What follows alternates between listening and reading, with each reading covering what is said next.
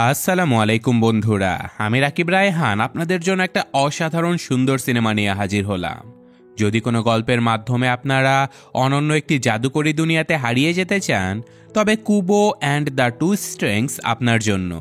এটা আপনাকে নিয়ে যাবে কুবোর সাথে এক অসাধারণ সাহসিক অভিযানে, যেখানে রয়েছে জাপানিজ সংস্কৃতি, মনোমুগ্ধকর ভিজুয়ালস আর অন্তর ছুঁয়ে যাওয়ার মতো একটা গল্প।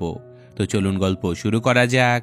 গল্পে শুরু হয় একটা বিশাল সমুদ্র দেখিয়ে, যেখানে একটা সামুদ্রিক ঝড়ের মধ্যে একজন মহিলা বোটে করে কোথাও যাচ্ছিল।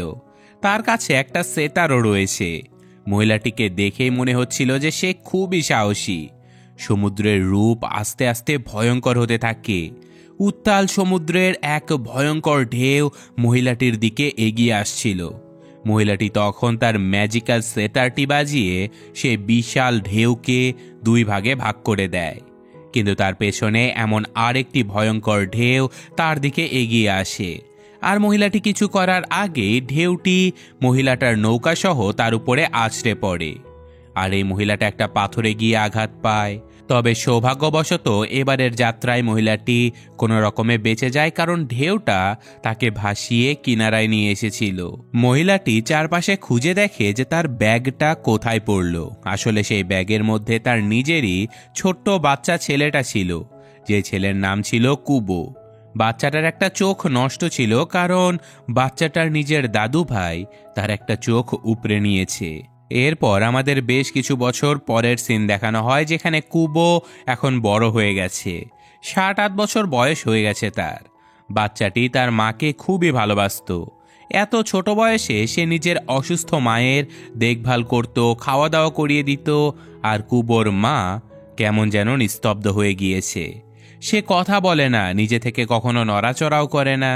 তাকে দেখে মনে হতো যে হয়তো কোনো ভয়ঙ্কর অতীত তিনি নিজের মধ্যে লালন পালন করছে, যেটা তিনি চাইলেও ভুলতে পারছে না। যাই হোক, কুবো প্রতিদিন নিজের মায়ের সেতারটা নিয়ে গ্রামে যেত, আর সে মানুষদের গল্প এবং গান শোনাতো। সে কাগজের অনেক পুতুল বানাতে পারত, আর সেই পুতুল আর সেতার বাজিয়ে গল্প গান শুনিয়ে কিছু টাকা ইনকাম হলে সেই টাকা দিয়েই সে তার মায়ের জন্য এবং নিজের জন্য খাবার কিনত। তো এভাবে একদিন গল্প বলা শেষ করে কুবো নিজের বাড়িতে ফিরে আসে। সে আর তার মা একটা পাহাড়ের গুহায় বসবাস করত। তার মায়ের একটা অদ্ভুত রোগ ছিল। তিনি দিনের বেলায় মূর্তির মতো নিস্তেজ হয়ে থাকতো, আর সূর্য ডোবার সাথে সাথে স্বাভাবিক হয়ে কুবোকে বিভিন্ন রকমের গল্প শোনাতো।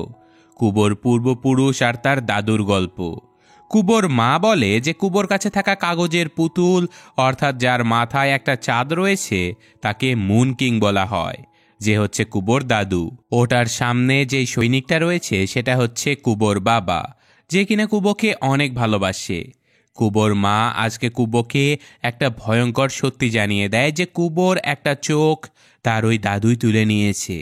হয়তো কুবোর উপরে আবারও হামলা হতে পারে। আর তাই তো তার মা সব সময় কুবোকে নিয়ে এতটা টেনশনে থাকে, আর কুবোকে বেশিক্ষণ বাইরে থাকতেও নিষেধ করে দেয়।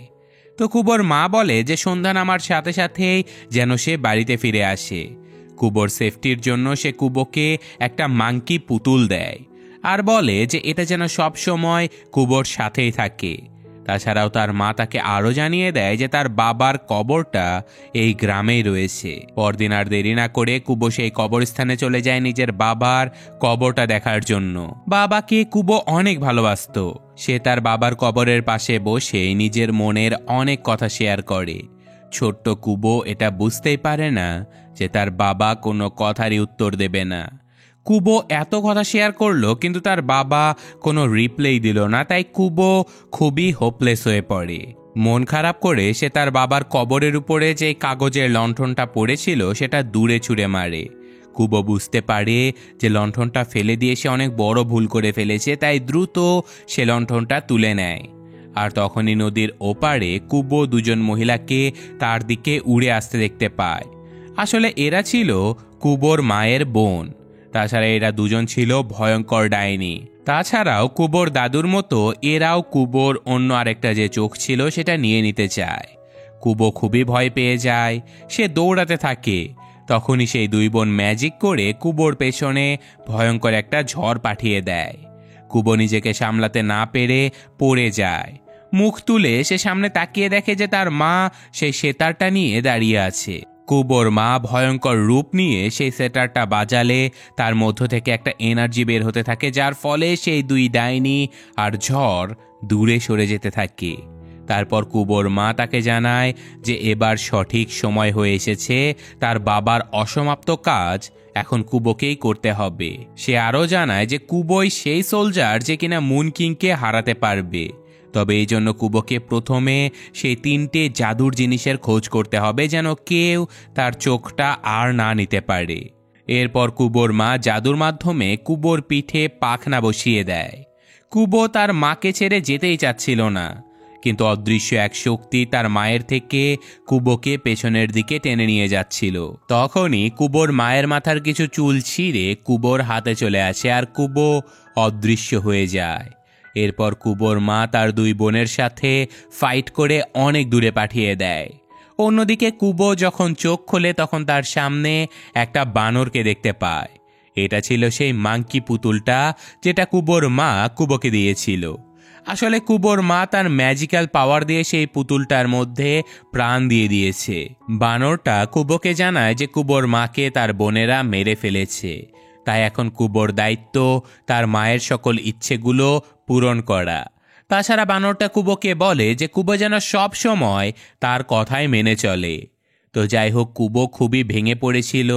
মন খারাপ করে সে তার মায়ের সেই চুলগুলো দেখতে থাকে। তখন বানরটা সেই চুলগুলো নিয়ে কুবোর হাতে বেঁধে দেয় আর বলে যে তোমায় এখন সেই 3টা ম্যাজিক্যাল জিনিস খুঁজে বের করতে হবে যা তোমার মা তোমাকে করতে বলেছিল। কুবো তো খুবই ছোট, সে বুঝতেই পারে না যে এত বড় বড় কাজ সে কিভাবে করবে।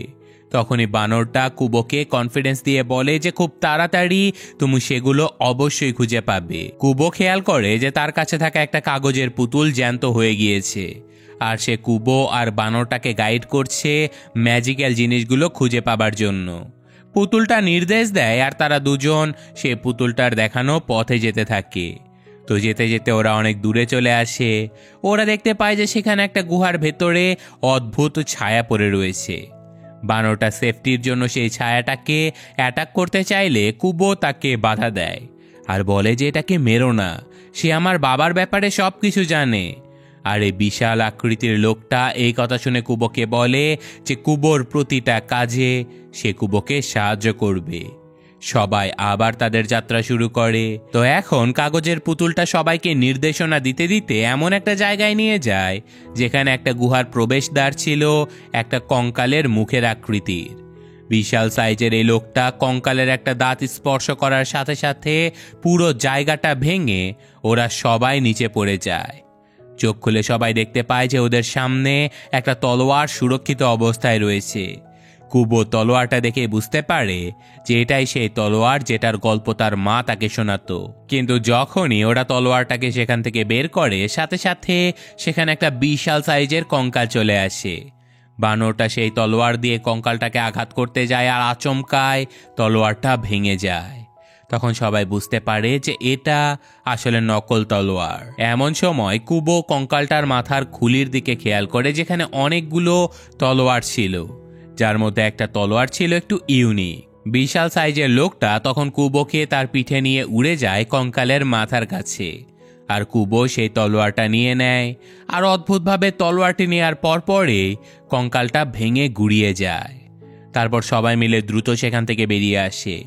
বাইরে এসে তারা এক নতুন বিপদের সম্মুখীন হয়, কারণ তাদের সামনে ছিল সমুদ্র, কিন্তু পার হবার জন্য সেখানে কিছুই ছিল না। কোনো উপায় না দেখে কুবো তার ম্যাজিক্যাল সেতারটা দিয়ে কিছু ঝরা পাতা একত্রিত করে একটা বিশাল সাইজের নৌকা তৈরি করে ফেলে। তারপর সবাই সেই নৌকাতে করে পার হবার চেষ্টা করে, কিন্তু চলতে চলতে এভাবেই ওদের 4 জনের মধ্যে অনেক ভালো বন্ডিং হয়ে যায়। কিন্তু রাত হতেই কুবোর মধ্যে একটা ভয় কাজ করতে থাকে, কারণ ওর মায়ের বোনেরা শুধুমাত্র রাতেই হানা দেয়। তো এখন কুবোর সেই 3টে ম্যাজিক্যাল জিনিসের মধ্যে আরেকটা জিনিস ছিল একটা কবচ, যেটা ছিল এখানকারই পানির নিচে।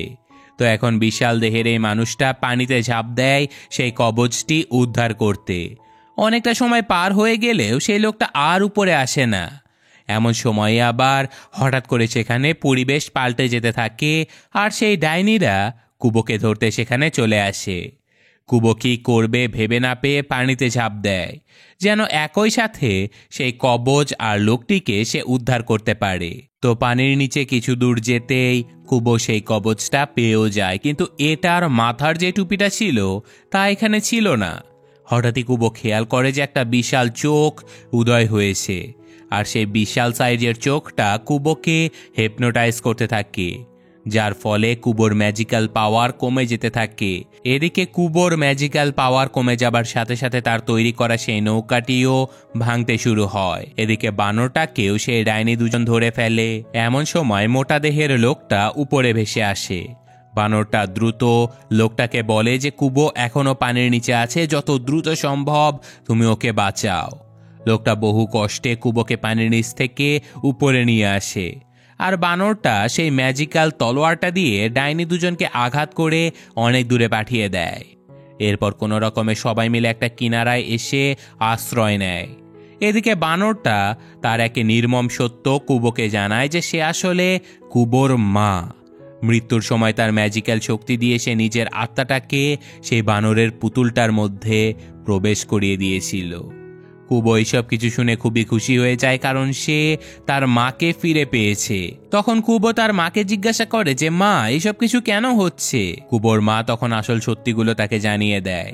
আসলে কুবোর মা কোনো মানুষই ছিল না, তবে তার প্রেম হয়েছিল একটা মানুষের সাথে, অর্থাৎ কুবোর বাবার সাথে। এইসব কিছু জানতে পেরে কুবোর দাদু অনেক রেগে গিয়েছিল। কুবোর দাদু চাইতো যে কুবোর মা যেমন, সে যেন তেমন কাউকেই বিয়ে করে, কিন্তু কুবোর মা তার কথা শোনেনি। গল্প শুনতে শুনতে ছোট্ট কুবো কখন যে ঘুমিয়ে যায় সে নিজেও বুঝতে পারে না। আর তখনই স্বপ্নের মধ্যে কুবো তার দাদুর দেখা পায়। কুবোর দাদু তাকে বলে যে দাদু ভাই, আমি কিন্তু অন্ধ, কিন্তু আমি তোমাকে ঘৃণা করি না, আমি তোমাকে অনেক ভালোবাসি। তুমি ধীরে ধীরে ঠিকই বুঝতে পারবে।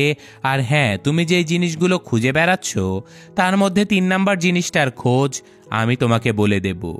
এরপর কুবোর দাদু তাকে একটা বাড়ি দেখায়। কুবো পানির মধ্যে যে কবচটা পেয়েছিল তার অবশিষ্ট অংশ, অর্থাৎ সেই টুপিটাই ছিল সেই 3 নাম্বার ম্যাজিক্যাল জিনিস, যেটা ছিল কুবোর দেখা স্বপ্নের সেই বাড়ির ভেতরে। কুবো ঘুম থেকে উঠে সবাইকে এই ব্যাপারটা জানিয়ে দেয়, আর পরদিন সকালেই তারা বেরিয়ে পড়ে সেই রহস্যময় বাড়িটার খোঁজে। তো অনেক দূর যাওয়ার পরে তারা অবশেষে সেই বাড়িটার সামনে এসে পৌঁছায়, কিন্তু বাড়িটা ছিল প্রায় ধ্বংসপ্রায়। তাই কুবো ভাবতে থাকে যে সেই টুপিটা হয়তো এখানে পাওয়া যাবে না, কিন্তু কুবোর মা বুঝতে পারে যে এটা ছিল কুবোকে ধরার জন্য তার দাদুর একটা প্ল্যান, কারণ সেখানে ওই ডাইনি দুটো অলরেডি চলে এসেছে। তারা কুবোর কাছে গিয়ে কুবোর চোখটা বের করে নেওয়ার চেষ্টা করছিল। ডাইনিটা প্রথমে কুবোকে হিপনোটাইজ করার জন্য তাকে বলে যে মোটা দেখতে ওই লোকটা তোমার বাবা, কিন্তু কুবো এই সব কথাতে একদমই কান দেয় না। সে ডাইনিটাকে একটা ঘুষি মেরে তার মুখের মাস্কটা খুলে ফেলে। ডাইনিটা যখন রেগে গিয়ে কুবোর উপরে হামলা করে দেয়, তখন কুবোর মা অর্থাৎ সেই বানরটা এইসব কিছু দেখে সেই ম্যাজিক্যাল তলোয়ারটা দিয়ে ডাইনির উপরে ঝাঁপিয়ে পড়ে, কিন্তু কুবোর মা কিছুতেই ডাইনিটার সাথে পেরে উঠছিল না। তো সবাই মিলে চেষ্টা করে ডাইনিটাকে থামাতে, কিন্তু এক পর্যায়ে দেখা যায় যে কুবোর মা মারাত্মকভাবে আহত হয়ে পড়েছে। বিশাল সাইজের সেই লোকটা কুবোর মায়ের সাথে কথা বলার চেষ্টা করে, কিন্তু তখনই সেই ডাইনি তলোয়ার দিয়ে এই লোকটাকে পেছন থেকে এসে মেরে ফেলে। ডাইনিটা শুধু তাকে মেরেই ক্ষান্ত হয় না, সে কুবোর মাকেও মেরে ফেলে। এইসব কিছু দেখে প্রচণ্ড কষ্টে কুবো তার কাছে থাকা সেই সেতারটা বাজাতে শুরু করে, আর সেতারের মধ্যে থেকে এক প্রকার ব্লু এনার্জি বের হতে থাকে, যার সাউন্ড ডাইনিটা একদমই সহ্য করতে পারছিল না, ফলে ডাইনিটা সেখানেই মারা যায়। তো এখানে কুবোর সাথে থাকা সবাই তো মারা গিয়েছিল, কিন্তু কুবোর সাথে থাকা সেই গাইড করা পুতুলটা তখনও বেঁচে ছিল, আর সে কুবোকে সঠিক দিশায় যাওয়ার জন্য গাইড করতে থাকে। কুবো তখন সেখানে একটা ম্যাপ দেখতে পায়, আর এই ম্যাপে কবজের অবশিষ্ট অংশ অর্থাৎ টুপিটার কথা উল্লেখ রয়েছে। কুবো বুঝে যায় যে এখন তাকে কি করতে হবে। এরপর সে তার সেতারটা আবারও প্রচণ্ড জোরে জোরে বাজাতে থাকে, যার ফলে সেখানে থাকা সকল লাল কাপড়গুলো কুবোর শরীরে এসে অ্যাটাচ হয়ে যায়। কুবোর মধ্যে এতটাই পাওয়ার চলে আসে যে সে উড়তেও পারে। এক নিমিষে সে কবজের বাকি অংশ যে জায়গাতে ছিল সেখানে পৌঁছে যায়, আর এই জায়গাটা ছিল সেই গ্রাম যেখানে কুবো গ্রামের মানুষদেরকে গল্প শোনাতো। কুবো দেখতে পায় যে গ্রামের কোনায় সেই কবজের বাকি অংশটা ঝুলছে। কুবো সেটা নিয়ে গ্রামের সবাইকে বলে যে আপনারা দ্রুত এখান থেকে চলে যান, কারণ কুবো জানে যে এখানে তার দাদু অবশ্যই আসবে আর সে গ্রামের সবাইকে মেরে ফেলবে। দেখা যায় যে সত্যি সত্যি কিছুক্ষণের মধ্যেই কুবোর দাদু সেখানে চলে আসে, আর তিনি এসেই কুবোকে বলে যে তোমার চোখটা আমাকে দিয়ে দাও যাতে আমি সব কিছু ঠিকঠাকভাবে দেখতে পাই। প্রচণ্ড আক্রোশ নিয়ে কুবো তার দাদুকে বলে যে আপনি তো আমার কেউ না, আপনাকে আমার চোখ আমি কেন দেব? তাছাড়া আপনি আমার বাবা মাকে মেরে ফেলেছেন। বৃদ্ধা তবুও বলে যে তুমি এখন অনেক ছোট, তুমি কিন্তু আমার সাথে লড়তে পারবে না। এই কথা বলেই সে সাথে সাথে একটা ভয়ঙ্কর ড্রাগনের রূপ ধারণ করে আর কুবোর মাথা থেকে সেই টুপিটা দূরে ছুঁড়ে ফেলে দেয়, যার ফলে কুবোর শক্তি ধীরে ধীরে কমতে থাকে। তারপর কুবোকেও তিনি অনেক দূরে ছুঁড়ে ফেলে। কুবো খেয়াল করে যে সে একটা কবরস্থানে এসে পড়েছে। একদিকে কুবোর ম্যাজিক্যাল পাওয়ার কমে গিয়েছিল আর অন্যদিকে তার সেতারটাও ভেঙে গিয়েছিল। কোনো উপায় না পেয়ে কুবো তার হাতে থাকা তার মায়ের চুল আর নিজের চুল দিয়ে সেই সেতারটাকে আটকে দেয়। সেতারটা বাজালে সেটা থেকে এতটাই এনার্জি সৃষ্টি হয় যে কবরে থাকা প্রত্যেকটা লণ্ঠন জ্বলে ওঠে আর প্রত্যেকটা মৃত ব্যক্তির আত্মা বাইরে বেরিয়ে আসে। এটা দেখে গ্রামবাসীরাও সেখানে এগিয়ে আসে আর কুবো আবারও সেই সেতারটা বাজিয়ে তাদের চারপাশে একটা প্রোটেক্টেড শিল্ড তৈরি করে, যেটা ভেদ করে সেই ড্রাগনটা কোনোভাবেই ভেতরে প্রবেশ করতে পারছিল না। কুবো আবারও সেতারটা বাজায়, তখন সেতারের মধ্যে থেকে এমন এক এনার্জি বের হয় যে তার ড্রাগনটাকে নিমিষেই ঝলসিয়ে ফেলে আর সাথে সাথে চারপাশে সুনসান নীরবতায় ভরে যায়। আর তখন আমরা একটা বৃদ্ধ লোককে দেখতে পাই যে কিনা কুবোর দাদু ছিল। লোকটার কোনো কিছুই মনে ছিল না, এমনকি সে নিজেকেও চিনতে পারছিল না। এখানে সে কিভাবে এলো তাও সে জানে না। তখন গ্রামবাসীরা এগিয়ে এসে কুবোকে তার সাথে পরিচয় করিয়ে দেয় যে কুবোই তার নাতি। অতঃপর গ্রামবাসীরা সবাই মিলে একটা করে লণ্ঠন জ্বালিয়ে তার মধ্যে একটা করে চিঠি লিখে দেয়। এরপর সেগুলো নিজেদের প্রিয়জনের উদ্দেশ্যে নদীতে ভাসিয়ে দেয়। কুবো নিজেও দুটো লণ্ঠন নিয়ে তার বাবা আর মায়ের কবরের উপরে রাখে আর কুবো নিজের সকল মনের কথাগুলো তার বাবা মায়ের কবরের কাছে এসে বলছিল। তারপর লণ্ঠন দুটো ভাসিয়ে দেওয়ার পর দেখা যায় যে কুবোর বাবা মা কুবোর সাথেই রয়েছে। এর থেকে বোঝা যায় যে সকল বিপদে আপদে সব সময় কুবোর বাবা মা কুবোর পাশেই থাকবে। তো গল্পটা শেষ করার সাথে সাথে আপনাদের একটা বিষয় জানিয়ে রাখতে চাই যে আপনারা যারা অ্যানিমে দেখতে পছন্দ করেন তারা ক্রাঞ্চিরোলের সাবস্ক্রিপশন নিতে পারেন আমার ডিসক্রিপশন আর পিন কমেন্টে দেয়া লিঙ্কের সেই পেজটা থেকে। এছাড়াও সেখানে পাবেন 99 থেকে 150 টাকার মধ্যে একটা সুপার মুভি দেখার অ্যাপ, যেখানে আপনারা সব ধরনের মুভি মাত্র এক ক্লিকেই দেখতে পারবেন। তো অবশ্যই ভিডিও দেখার শেষে ফেসবুক পেজটা চেক আউট করবেন। আমি আজকের মতো বিদায় নিচ্ছি। আল্লাহ হাফেজ।